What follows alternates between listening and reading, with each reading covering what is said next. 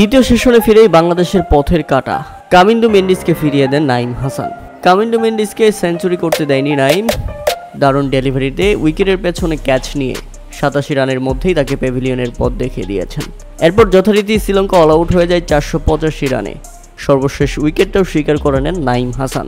আর বাংলাদেশ প্রথম ইনিংসে লিড পায় 10 রানের। দিন শেষে সেরা বোলার নাঈম হাসান। এ নিয়ে টেস্টে চতুর্থবারের মতো পঞ্চম উইকেটে দেখা পেলেন এই অফ স্পিনার। এর আগে বাংলাদেশ প্রথমে ব্যাটিং করতে নেমে 495 রানে অল আউট হয়েছিল। এবার শ্রীলঙ্কা প্রথম ইনিংসে 485 রান করলে 10 রানে ইতিমধ্যে এগিয়ে যায় বাংলাদেশ। এখন বাংলাদেশের সব কিছু নির্ভর করছে ব্যাটারদের উপর। ভালো লক্ষ্য দিতে পারলে অবশ্যই শ্রীলঙ্কার বিপক্ষে এই টেস্ট জয় সম্ভব। 5 উইকেট তুলে নিয়ে নাঈম হাসানের সেলিব্রেশন ছিল দুর্দান্ত।